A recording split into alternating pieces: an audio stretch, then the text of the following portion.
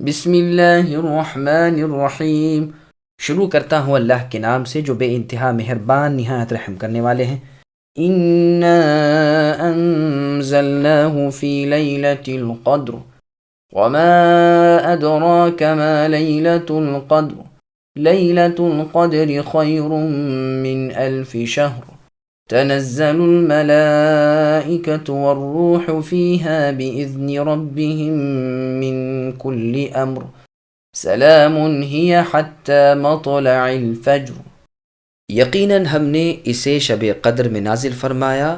تم کیا سمجھے اے نبی کہ شب قدر کیا ہے؟ شب قدر 1000 مہینوں سے بہتر ہے۔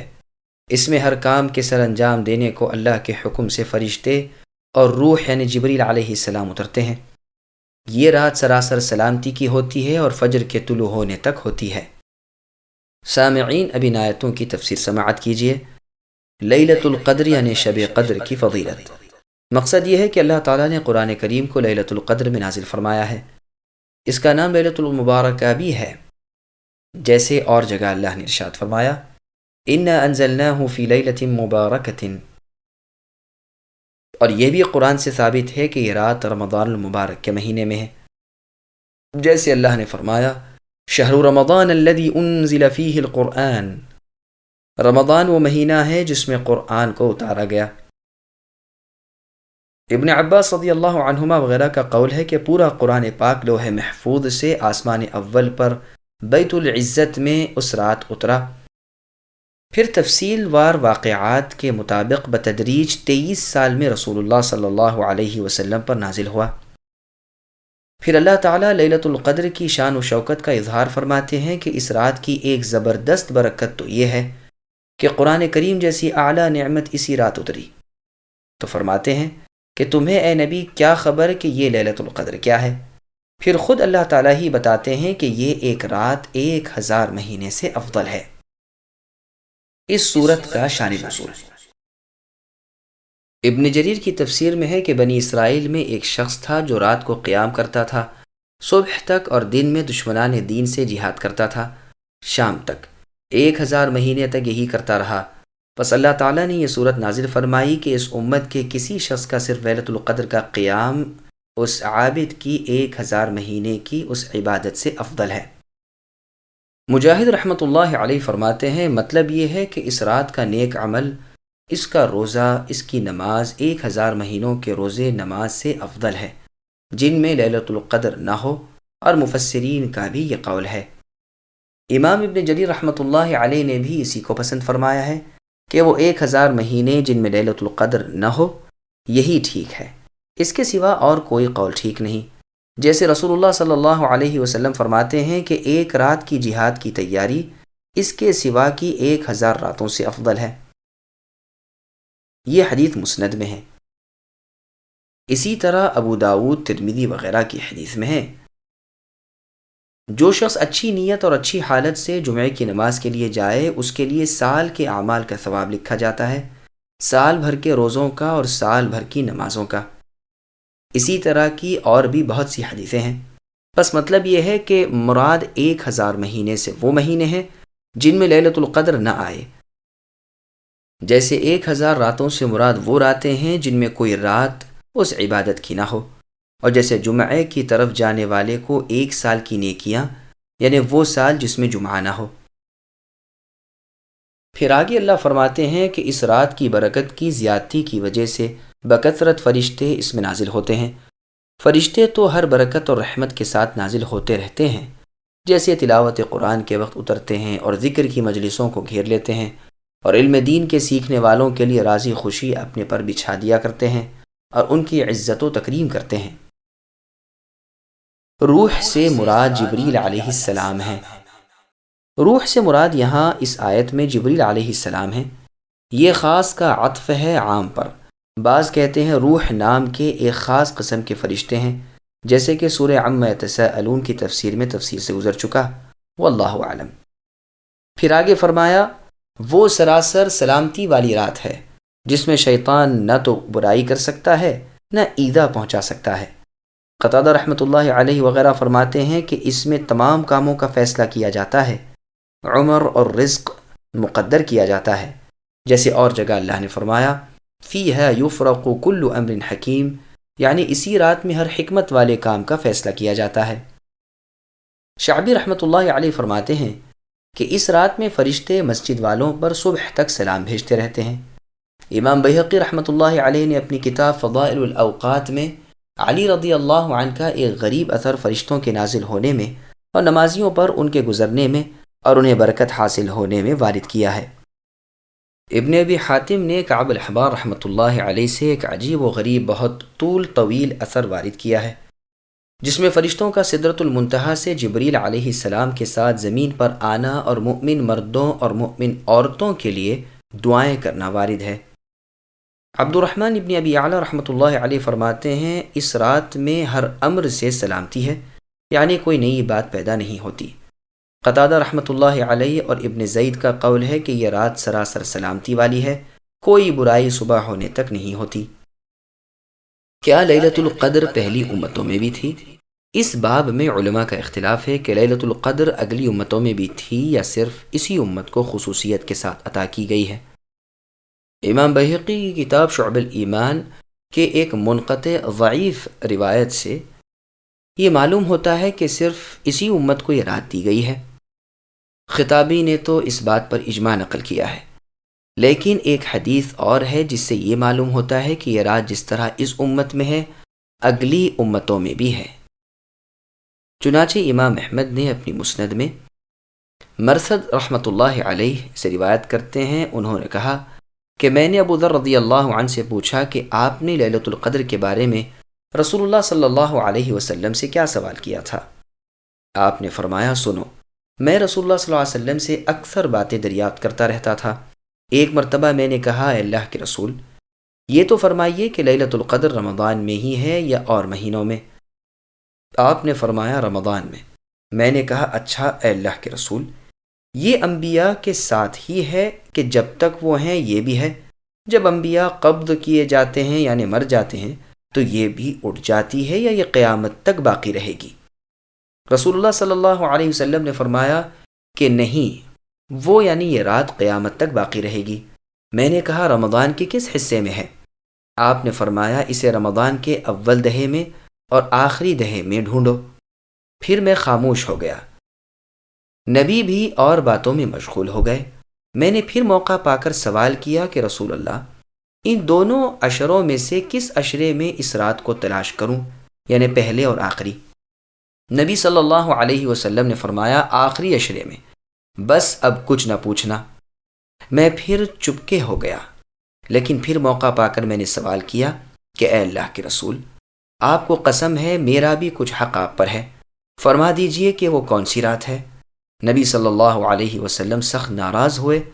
میں نے تو کبھی آپ کو اپنے اوپر اتنا غصہ ہوتے ہوئے دیکھا ہی نہیں، اور فرمایا آخری ہفتے میں تلاش کرو، اب کچھ نہ پوچھنا۔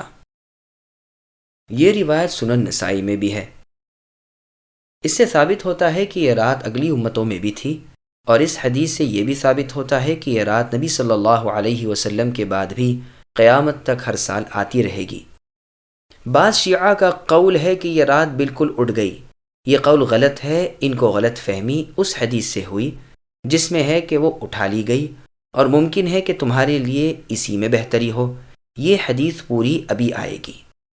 مطلب رسول اللہ صلی اللہ علیہ وسلم کے اس فرمان سے یہ ہے کہ اس رات کے تعیین یعنی اسپیسیفیکیشن اور اس کا تقرر اٹھ گیا، نہ یہ کہ سرے سے لیلۃ القدر ہی اٹھ گئی۔ مسند احمد کی ہماری ابو ذر رضی اللہ عنہ والی روایت کے پیش نظر یہی بات معلوم ہوتی ہے کہ یہ رات رمضان المبارک میں آتی ہے، کسی اور مہینے میں نہیں۔ لیلۃ القدر کون سی رات ہے؟ ابو رزین رحمۃ اللہ علیہ تو فرماتے ہیں کہ رمضان کی پہلی رات ہی لیلۃ القدر ہے۔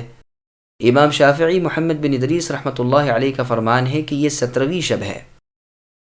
سنن ابی داؤد میں اس مضمون کی ایک حدیث مرفوع مروی ہے، اور ابن مسعود اور زید ابن ارقم اور عثمان ابن ابی العاص رضی اللہ عنہم سے موقوفاً بھی مروی ہے۔ حسن بصری رحمۃ اللہ علیہ کا مذہب بھی یہی نقل کیا گیا ہے۔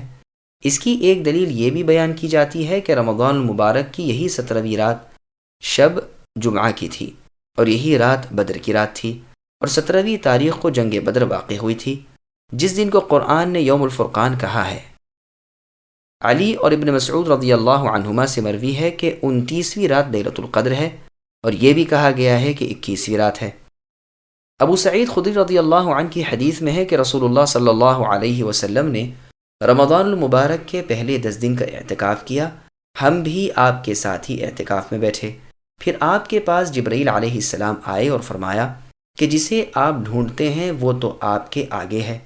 پھر آپ نے 10 سے 20 دن کا اعتکاف کیا، اور ہم نے بھی پھر جبرائیل علیہ السلام آئے اور یہی فرمایا کہ جسے آپ ڈھونڈتے ہیں وہ تو ابھی آگے ہے، یعنی لیلۃ القدر۔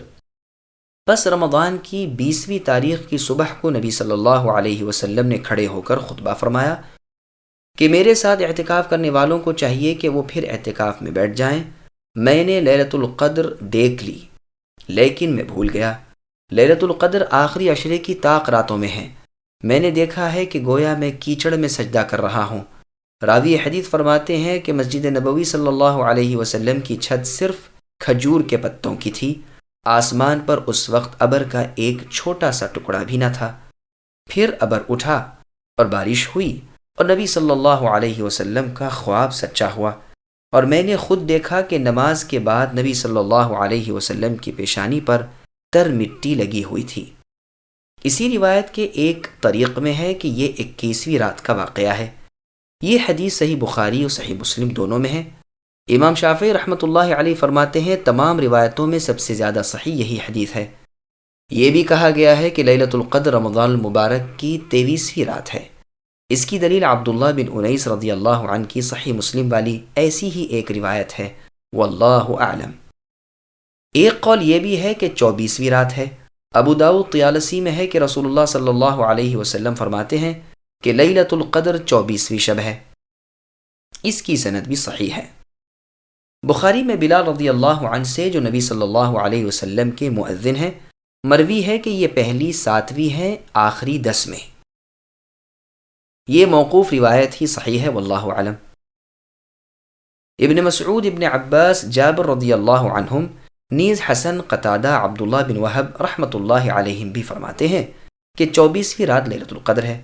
سورۃ البقرہ کی تفسیر میں جو واثلہ ابن اسقع رضی اللہ عنہ کی روایت کی ہوئی مرفوع حدیث بیان ہو چکی ہے کہ قرآن کریم رمضان المبارک کی 24ویں رات کو اترا، بعض کہتے ہیں کہ 25ویں رات لیلۃ القدر ہے۔ ان کی دلیل بخاری کی یہ حدیث ہے کہ رسول اللہ صلی اللہ علیہ وسلم نے فرمایا اسے رمضان کے آخری عشرے میں ڈھونڈو، 9 باقی رہیں تب، 7 باقی رہیں تب، 5 باقی رہیں تب۔ اکثر محدثین نے اس کا یہی مطلب بیان کیا ہے کہ اس سے مراد طاق راتیں ہیں، یہی زیادہ ظاہر ہے اور زیادہ مشہور ہے۔ گو بعض اوروں نے اسے جفت راتوں پر بھی محمول کیا ہے، جیسے کہ صحیح مسلم میں ہے کہ ابو سعید رضی اللہ عنہ نے اسے جفت پر محمول کیا ہے، واللہ اعلم۔ یہ بھی کہا گیا ہے کہ یہ 27ویں رات ہے۔ اس کی دلیل صحیح مسلم کی حدیث ہے جس میں ہے کہ رسول اللہ صلی اللہ علیہ وسلم فرماتے ہیں یہ یعنی شب قدر 27ویں رات ہے۔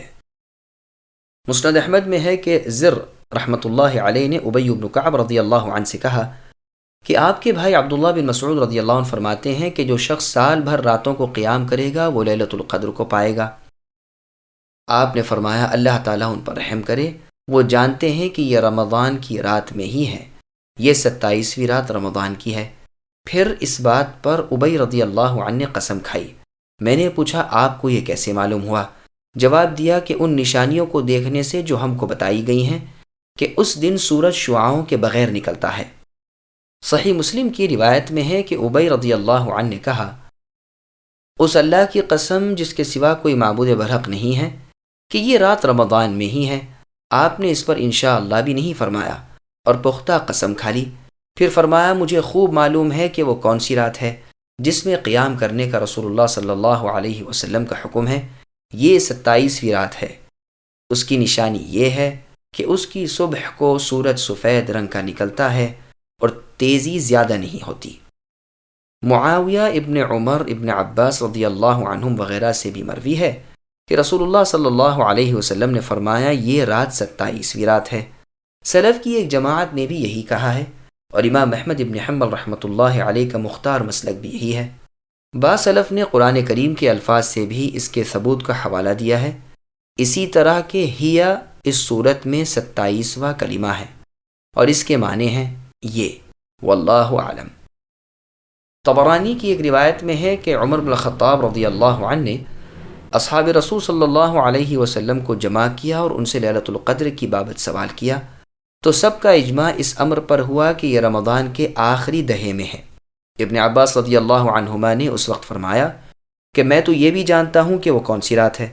عمر رضی اللہ عنہ نے فرمایا پھر کہو وہ کون سی رات ہے؟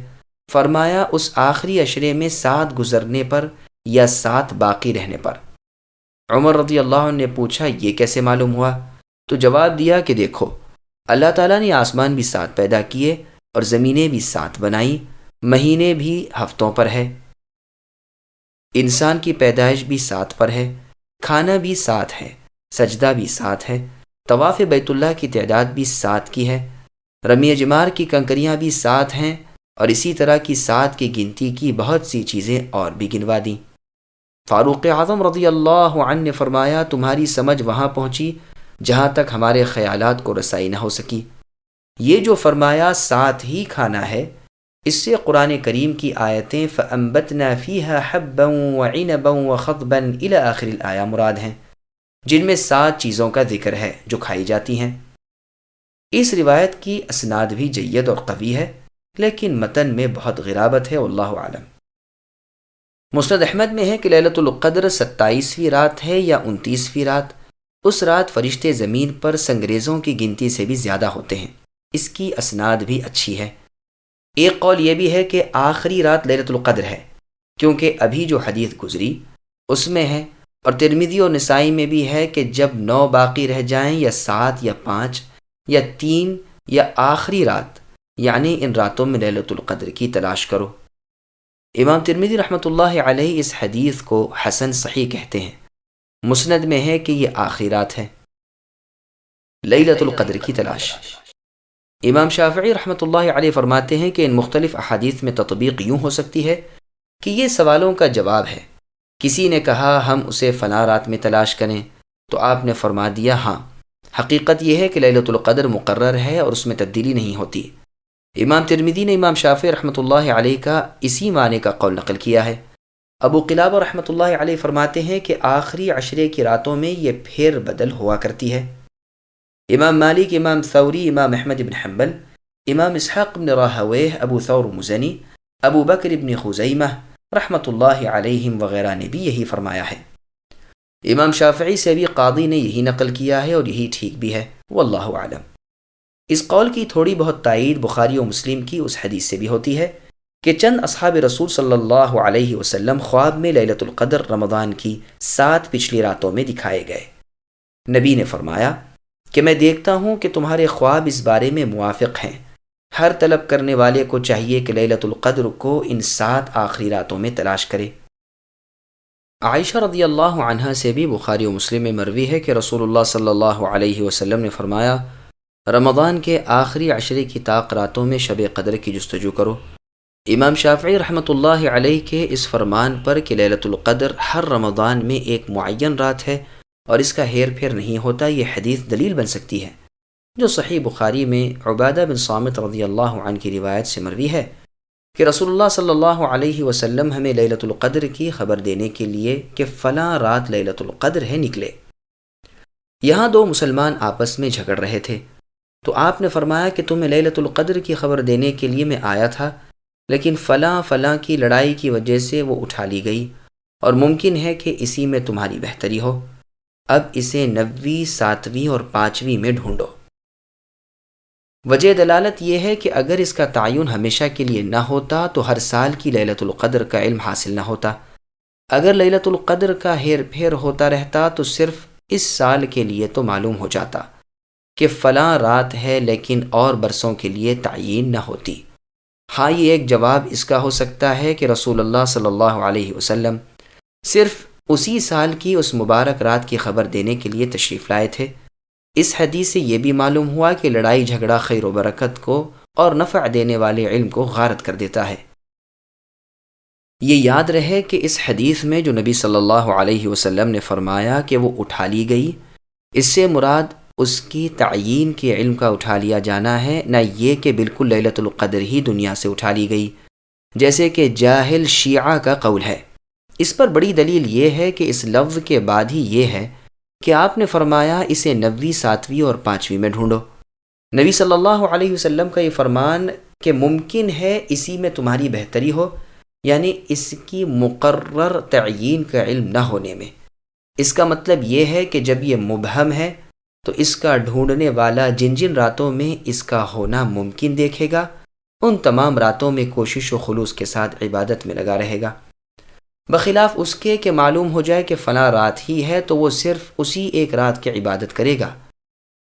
کیونکہ ہمتیں پست ہیں، اس لیے حکمت حکیم اللہ تعالیٰ کا تقاضا یہی ہوا کہ اس رات کی تعیین کی خبر نہ دی جائے، تاکہ اس رات کے پالینے کے شوق میں اس مبارک مہینے میں جی لگا کر اور دل کھول کر بندے اپنے معبود حقیقی اللہ کی بندگی کریں، اور آخری عشرے میں تو پوری کوشش اور خلوص کے ساتھ عبادتوں میں مشغول رہیں۔ اسی لیے خود اللہ کے پیغمبر محمد صلی اللہ علیہ وسلم بھی اپنے انتقال تک رمضان المبارک کے آخری عشرے کا اعتکاف کرتے رہے، اور آپ کے بعد آپ کی ازواج مطہرات نے اعتکاف کیا۔ یہ حدیث بخاری و مسلم دونوں میں ہے۔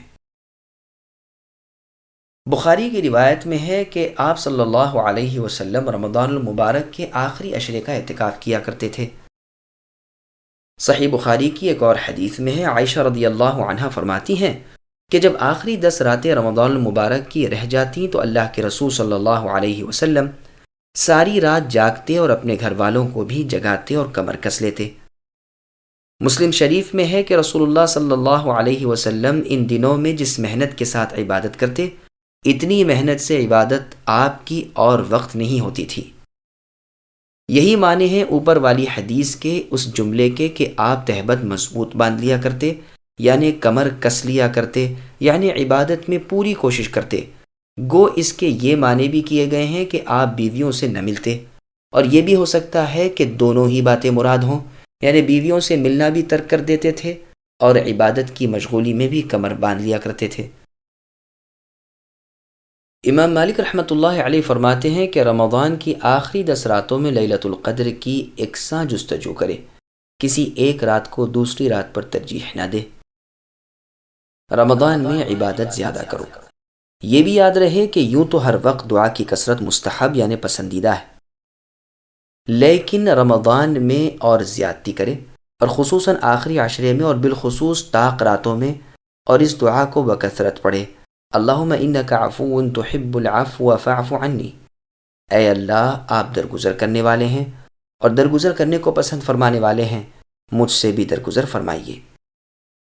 مسند احمد میں ہے کہ عائشہ صدیقہ رضی اللہ عنہا نے رسول اللہ صلی اللہ علیہ وسلم سے پوچھا کہ اگر مجھے لیلۃ القدر سے موافقت ہو، یعنی یہ رات مجھے مل جائے، تو میں کیا دعا پڑھوں؟ نبی صلی اللہ علیہ وسلم نے یہی بتلائی۔ یہ حدیث ترمذی، نسائی اور ابن ماجہ میں بھی ہے۔ امام ترمذی رحمۃ اللہ علیہ اسے حسن صحیح کہتے ہیں۔ مستدرک حاکم میں بھی یہ مروی ہے، اور امام حاکم اسے شرط بخاری و مسلم پر صحیح بتلاتے ہیں۔ ایک عجیب و غریب اثر جس کا تعلق لیلۃ القدر سے ہے، امام ابو محمد ابن ابی حاتم رحمۃ اللہ علیہ نے اپنی تفسیر میں اس سورت کی تفسیر میں کعب رحمۃ اللہ علیہ سے روایت وارد کی ہے کہ سدرۃ المنتہا جو 7ویں آسمان کی حد پر جنت سے متصل ہے، جو دنیا اور آخرت کے فاصلے پر ہے، اس کی بلندی جنت میں ہے، اس کی شاخیں اور ڈالیاں کرسی تلے ہیں، اس میں اس قدر فرشتے ہیں جن کی گنتی اللہ تعالیٰ کے سوا اور کوئی نہیں جانتے، اس کی ہر شاخ پر بے شمار فرشتے ہیں، ایک بال برابر بھی جگہ ایسی نہیں جو فرشتوں سے خالی ہو۔ اس درخت کے بیچوں بیچ جبریل علیہ السلام کا مقام ہے۔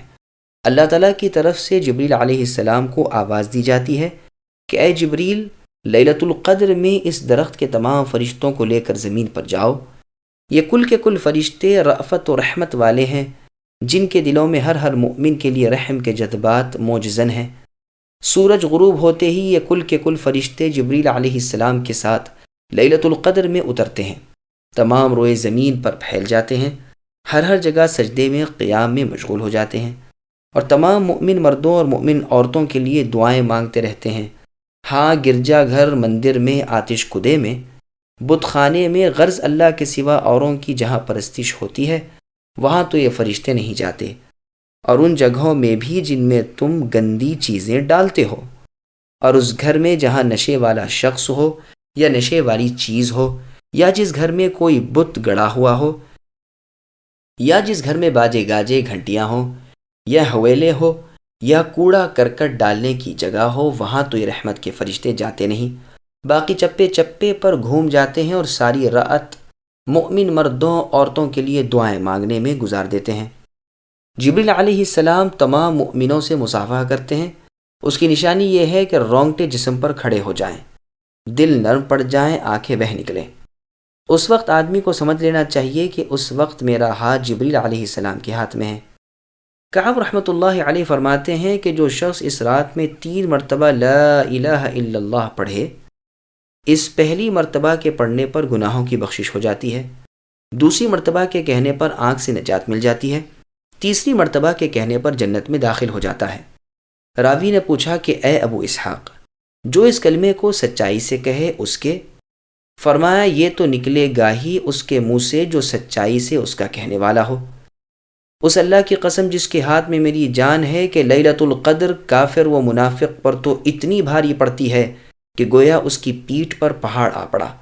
غرض کے فجر ہونے تک فرشتے اسی طرح رہتے ہیں، پھر سب سے پہلے جبریل علیہ السلام چڑھتے ہیں اور بہت اونچے چڑھ کر اپنے پروں کو پھیلا دیتے ہیں، بالخصوص ان 2 سبز پروں کو جنہیں اس رات کے سوا وہ کبھی نہیں پھیلاتے۔ یہی وجہ ہے کہ سورج کی تیزی مانند پڑ جاتی ہے اور شعاعیں جاتی رہتی ہیں، پھر ایک ایک فرشتے کو پکارتے ہیں اور سب کے سب اوپر چڑھتے ہیں۔ پس فرشتوں کا نور اور جبریل علیہ السلام کے پروں کا نور مل کر سورج کو مانند کر دیتا ہے۔ اس دن سورج متحیر رہ جاتا ہے۔ جبریل علیہ السلام اور یہ سارے کے سارے بے شمار فرشتے اس دن آسمان و زمین کے درمیان مؤمن مردوں اور مؤمن عورتوں کے لیے رحمت کی دعائیں مانگنے میں اور ان کے گناہوں کی بخشش طلب کرنے میں گزار دیتے ہیں۔ نیک نیتی کے ساتھ روزہ رکھنے والوں کے لیے اور ان لوگوں کے لیے بھی جن کا یہ خیال رہا کہ اگلے سال بھی اگر اللہ نے زندگی رکھی تو رمضان کے روزے عمدگی کے ساتھ پورے کریں گے، یہی دعائیں مانگتے رہتے ہیں۔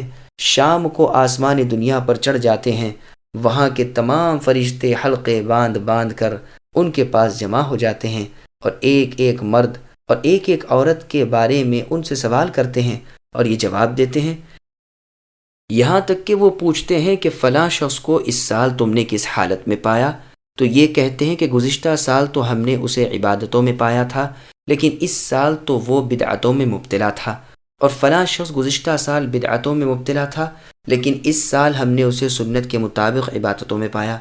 پس یہ فرشتے اس پہلے شخص کے لیے بخشش کی دعائیں مانگنی موقوف کر دیتے ہیں اور اس دوسرے شخص کے لیے دعائیں مانگنی شروع کر دیتے ہیں، اور یہ فرشتے انہیں سناتے ہیں کہ ہم فلاں نے فلاں فلاں کو ذکر اللہ میں پایا، اور فلاں فلاں کو رکوع میں، اور فلاں کو سجدے میں، اور فلاں کو اللہ کی کتاب یعنی قرآن مجید کی تلاوت میں۔